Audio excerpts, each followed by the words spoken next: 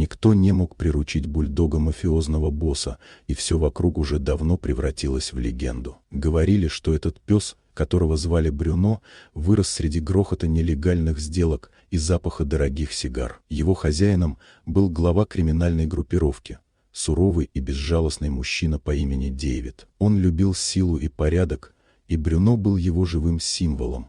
Угрюмым, мышечно-плотным, с тяжелым взглядом и характером, который сломал бы волю любого дрессировщика. Все попытки контролировать Брюно заканчивались одинаково. Профессионалы уходили, дрожа руками. Помощники босса обходили его по широкой дуге. Даже сам Дэвид держал пса на расстоянии, выпуская лишь в моменты, когда кому-то следовало почувствовать страх. Брюно никому не доверял. Мир для него состоял из угроз, которые нужно атаковать первыми. Но однажды в особняк босса мафии привели маленькую гостью, дочь дальнего родственника, девочку по имени Лили. Она приехала на несколько дней, чтобы пожить в относительной безопасности, пока ее родители решали семейные дела. Тяжелые двери, суровые люди, глухие коридоры — все это казалось чуждым ее миру. Однако Лили, как и все дети, обладала врожденной способностью чувствовать то, что взрослые давно утратили —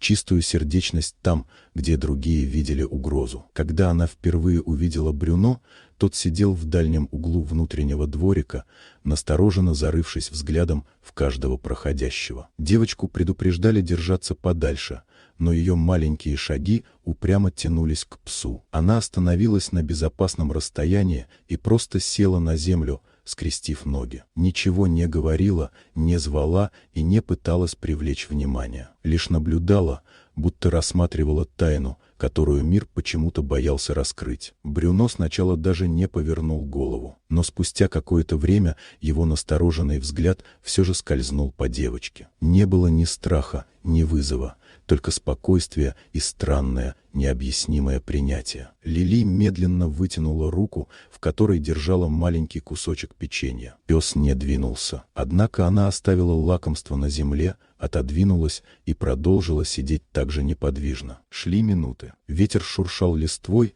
а внутри огромного дома жизнь кипела со своей безжалостной скоростью. И вдруг Брюно поднялся. Не рванулся, не зарычал.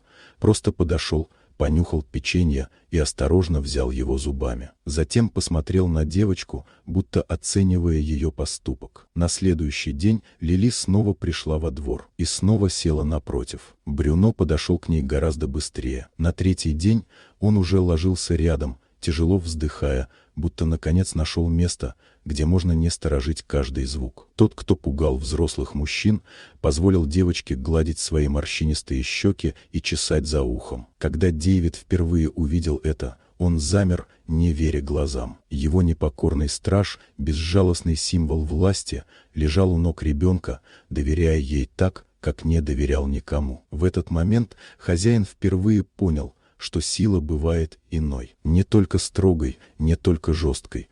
Иногда она рождается из чистоты души, которая не ищет власти, а просто делится добром. С того дня Брюно не отходил от Лили ни на шаг. Его тяжелый, непримиримый мир перевернулся одним маленьким, но искренним жестом. А люди в доме долго еще шептались, не в силах поверить, что тот самый бульдог мафиозного босса покорился не угрозам и не силе, а тихой, спокойной доброте маленькой девочки.